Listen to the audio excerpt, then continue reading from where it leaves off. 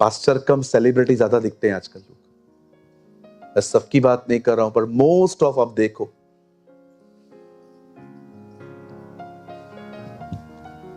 कुछ लोगों को देख के तो ऐसा लगता है कि प्रार्थना से नहीं, ब्यूटी पार्लर से सीधा यहां आ गए। आप जानते हैं, एक मिशनरी एक गांव में गया, उसे वहां पर प्रचार किया, बहुत सारे लोग विश्वास में आए और 2 बच्चे भी विश्वास में। आप जानते हो दोनों लड़कों की एज सेम थी, 19। उस बायोग्राफी में लिखा है वो 19 साल के थे और 19 साल के लड़के प्रभु में बढ़ने लगे और उनको पता चला कि उनके गांव से 400 किलोमीटर दूर एक गांव है, वहां पर एक भी प्रभु को नहीं मानता और जो लोग वहां प्रचार करने जाते हैं वो उसे खत्म कर देते। उन दोनों लड़कों ने डिसाइड किया कि वो वहां पर जाएंगे। जब वो लोग अपने गांव से निकल रहे थे, एक शिप के थ्रू वहां जा रहे थे, पूरा गांव उनके सामने खड़ा था और सब रो रहे थे क्योंकि हर एक को पता था वो वापस नहीं आएंगे। और जब वो दोनों शिप पे खड़े हुए, आप जानते हो उन्होंने एक ऐसी लाइन कही, कहते हैं इसी लाइन की वजह से हजारों मिशनरी पैदा हुए थे। पता है उन्होंने क्या कहा?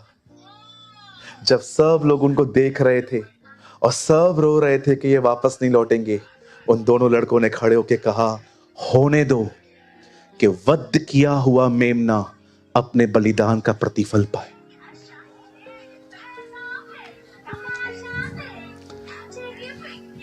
आप जानते हैं, ये वो लोग नहीं थे जो सिर्फ और सिर्फ संडे चर्च जाते थे, 10 रुपया, 20 रुपया, 50 रुपया, 100 रुपया, 500 रुपया ऑफरिंग डालते थे, 2 गीत गाते थे, सबसे मिलके चले आते थे।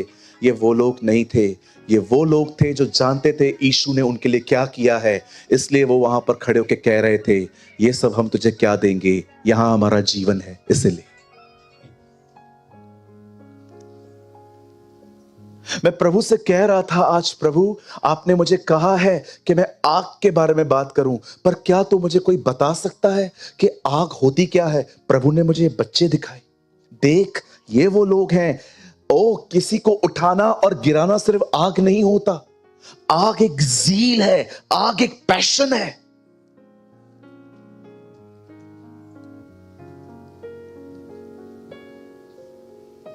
कितना डिफरेंट है ना ये सब, और कितना डिफरेंट है ना जो आजकल हम सुनते हैं। आज हम सुनते हैं चंगाई, छुटकारा, आशीषें, लेकिन यीशु मसीह अपने दिनों में प्रचार करते थे, धन्य है वे जो मन के दीन हैं, धन्य है वे जो नम्र हैं, धन्य है वे जो शोक करते हैं, धन्य है वे जो सताए जाते हैं। धन्य का मतलब होता है आशीष, मुबारक, ब्लेसेड। और यीशु मसीह किस चीज को ब्लेसिंग बता रहा था? वो जो नम्र है, वो जो दीन है, वो जो पाप करने के बाद शोक में आ जाते हैं, वो जो दयावंत हैं, वो जो मन के शुद्ध हैं। सारी आशीषें नेचर और कैरेक्टर के साथ जुड़ी हुई है।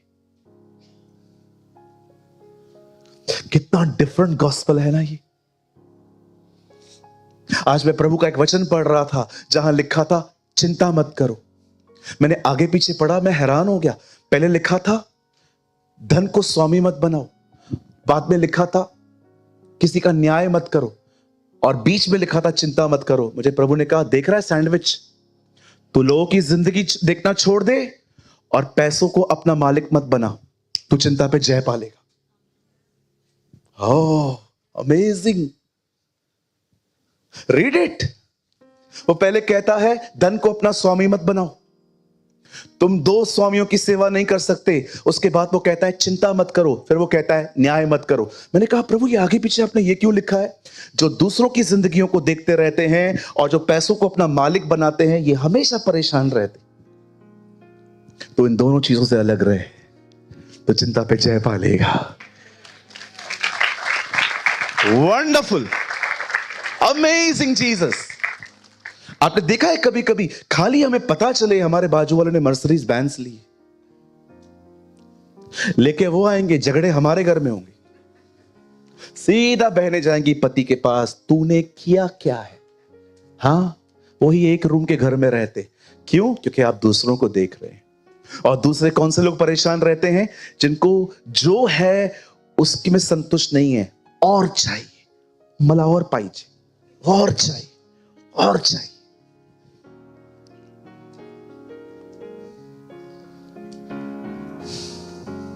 कितने लोग आग में जलना चाहते हैं?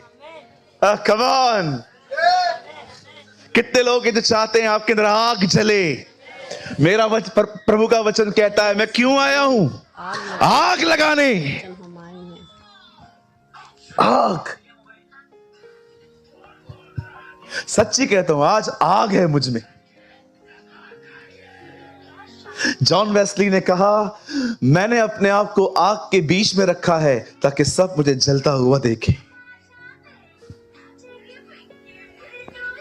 क्या जिंदगी है ये जिसमें आग नहीं है? मैं आपसे पूछना चाहता हूं, जब आपको बाइबल पढ़ने का मन, आपके सामने मोबाइल पड़ा है, बाइबल पड़ा है, बाइबल लेने में स्ट्रगल हो रहा है, लेकिन फोन आप ऐसे ही ले रहे हो, आपको नफरत नहीं है जिंदगी से जिसमें आप बाइबल नहीं उठा पा रहे हो? आपको कोई कह दे कि आज अगर तेरे को एक जॉब चाहिए 1 लाख रुपए वाला, रोज तुझे 4 बजे निकलना पड़ेगा, 6 बजे पहुंचना पड़ेगा, 12 बजे छुट्टी, 6 घंटा काम, 1 लाख रुपया कमाएगा. कैसे हम नींद से उठते हैं? लेकिन कई बार प्रभु हमारी नींद को कितनी बार डिस्टर्ब करता है. हमेशा. प्रभु भी जानता है 5 घंटा बोल रहा है, ये 5 मिनट नहीं है, 5 घंटा है. मैं आप में से हर एक को कहना चाहता हूं, वापस अपनी आग को पाइए. Walk in the passion. आज 5 मिनट में मीटिंग पूरी करनी है, क्योंकि उसके बाद दुआएं करनी है, आज प्रार्थनाएं करनी है, आज कि आज इस ऑडिटोरियम पे उसकी आग उतरे.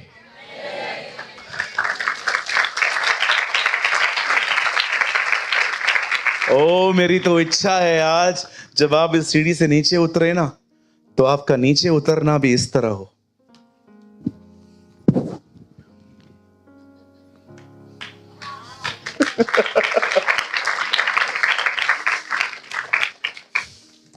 चलिए, कितने लोग चाहते हैं आग लग जाए?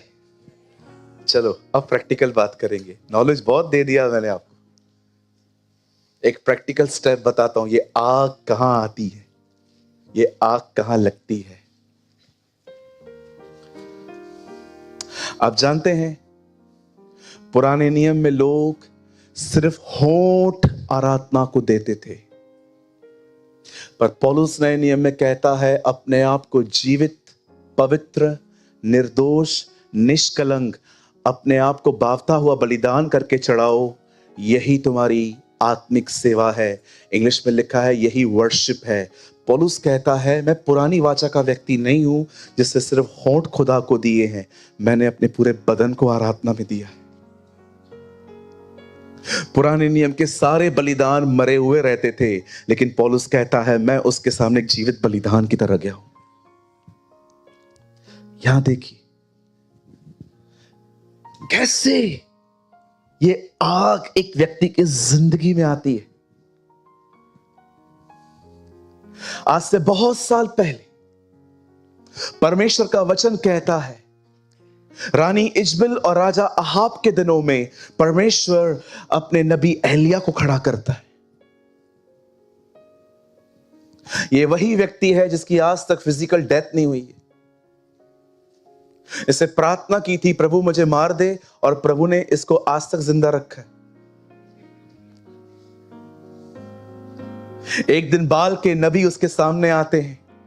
वो उन्हें कहता है, तुम अपने खुदा को पुकारो, मैं अपने खुदा को पुकारता हूं. तुम अपना बलिदान लगाओ, मैं अपना बलिदान लगाता हूं.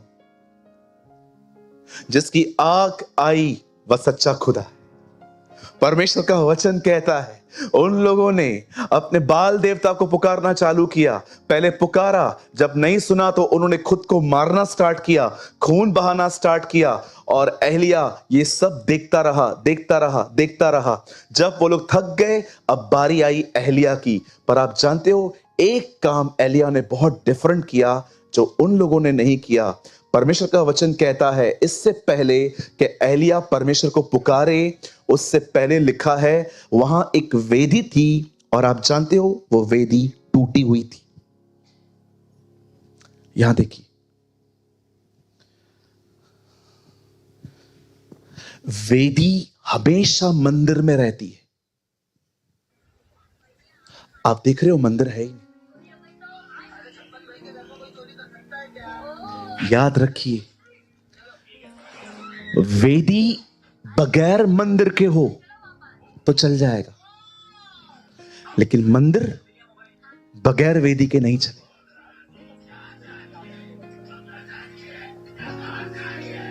एक वेदी है वहां, और वो वेदी पे टूटी हुई है।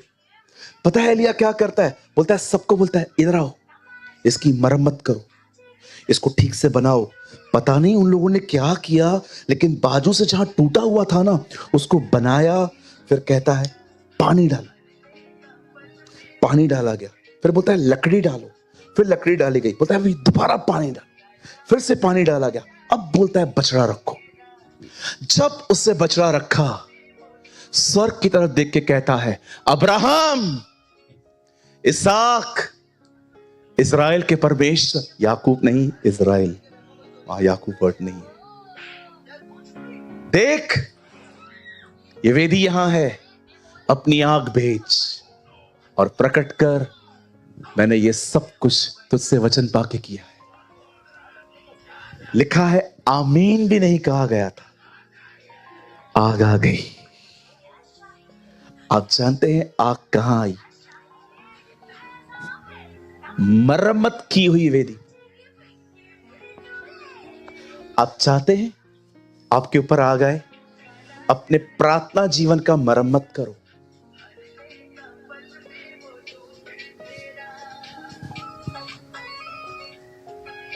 याद रखिए, आग सिर्फ और सिर्फ वेदी पर आती। जानते हो आग क्यों उतर पाई? क्योंकि आग को उतरने के लिए वेदी मिली, इसलिए वो आग आई। मैं यीशु मसीह नासरी के नाम से प्रोफेसी करता हूं, in the name of Lord Jesus Christ of Nazareth, यीशु मसीह नासरी के नाम में। आप में से जितने लोग यहां हैं, ये आपके लिए भविष्यवाणी है। याद रखिएगा, यदि आपके पास एक प्रार्थना जीवन है, परमेश्वर के पास आपको देने के लिए आग है। अगर आप प्रार्थना करेंगे, परमेश्वर आपकी जिंदगी में आग लगाएगा। ये वो आग है जो सारे बंधनों को जला के खाक कर देगी।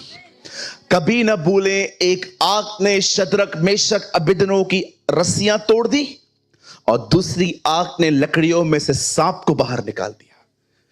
जब भी आग लगेगी खुदा की, बंधन भी जलेंगे, छुपे हुए सांपों को भी बाहर आना पड़ेगा। हमारा प्रॉब्लम पता है क्या है? हम सांपों को मारने की कोशिश करते हैं। सांपों को मारो मत, उन्हें जलाओ। आप नहीं मार पाओगे उसको। हम लोग को खाली पता चले हम में कुछ गलत है, हम लोग वहीं से बिहेवियर मॉडिफाई करना स्टार्ट कर देते हैं। अगर मैं आपको कह दूं, आप बहुत गुस्सा करते हो, ठीक है पास्टर, मैं आज से नहीं करूंगा। आप पकड़ पकड़ के खुद को चलाओगे, अब इसे गुस्सा नहीं करना है, गुस्सा नहीं करना है, गुस्सा नहीं करना है, गुस्सा नहीं करना है। घर पे आप गए, आपके बच्चे ने दरवाजा खोला, पापा कैसा है? गुस्सा। फिर आपकी वाइफ आई, अंडे किधर है? लाया नहीं तू अंडे? गुस्सा नहीं कर। अरे ऐसे पाप नहीं छूटता। आप लड़ रहे हो खुद से।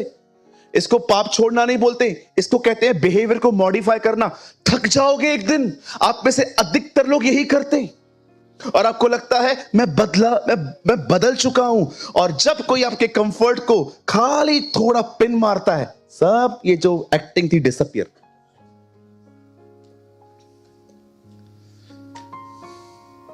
कई लोग जो है ना, बिहेवियर मॉडिफिकेशन को सोचते हैं मैं बदल चुका हूं, अब मुझे गुस्सा नहीं आता। मैं भी इसी बात पे बिलीव करता था, तब तक जब तक मैं बुरे लोगों से नहीं मिलता था। लेकिन जब कोई मिला और किसने सीधा बोला, ए प्रेमानी, क्या? मुझे आज भी याद है, हम लोग पुणे गए थे। गौरंग है यहां? नहीं आया आज। हम लोग पुणे गए थे, पवित्र पवित्र नाम देवालय में एक मीटिंग थी। प्रदीप भाई हैं यहाँ पर? हाँ, वो बैठे हुए। ये गौरंग सब मेरे साथ में थे। तो पब्लिक है ना कुछ ज्यादा ही आ गई थी मीटिंग में, और मैं कोई बड़ाई के लिए नहीं कह रहा हूं, सब मुझसे मिलना चाह रहे थे। तो ये लोग मेरे आगे खड़े थे मुझे कवर करने के लिए। पब्लिक ने इनको ऐसा धक्का दिया, कार के दरवाजे खुले पड़े थे, ये सीट के अंदर जाके सेट हो गए। गौरंग वहां खड़ा था, उसको ऐसा धक्का दिया, वो पीछे होके सीट पे अंदर सेट हो गया। और जैसे मैं बैठा, मैंने पूछा और भाइयों सब कैसा हो? सबने कहा मां कसम आज हम अपनी नम्रता खोने वाले थे। आप जानते हैं आप कैसे हैं ये आपको कैसे पता चलेगा? जब आप बुरे लोगों से मिलोगे। नहीं तो चलो गलत फहमियों में। मैं नम्र, इतना नम्र कि यीशु ने भी मुझसे नम्रता उधार ली है। इतना humble. Some people are very humble.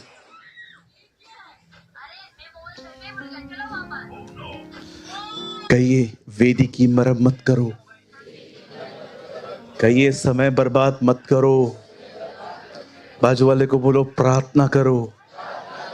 बिली ग्राम ने कहा आग पाने के 3 रास्ते हैं।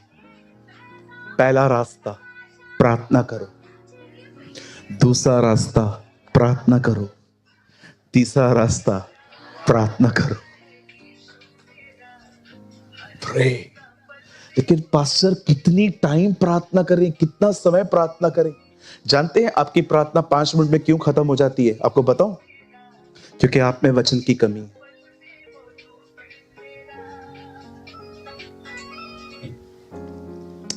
एक बार मैं पास्टर दिनेश को मैंने कॉल किया, मैंने कहा ब्रदर आज बहुत सारी बातें हैं चर्च की करनी है।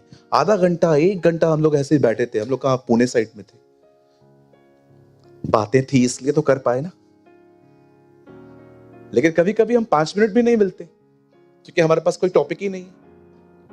जिससे आप प्यार करते हो ना, आपके पास उसके लिए बात करने के लिए हमेशा टॉपिक रहता है।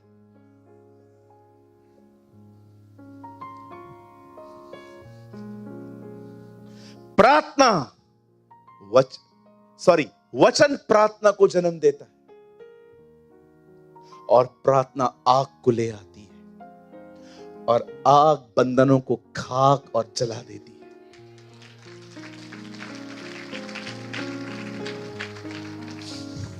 मैं भाई सूरज प्रेमानी आज मैं डिसीजन ले रहा हूं आपके सामने। मैं आने वाले दिनों में मैं अपना बहुत समय प्रार्थना में रहूंगा। आप चाहें तो आप भी मेरे साथ ले सकते हैं। मैं अपना बहुत समय दुआ में दूंगा।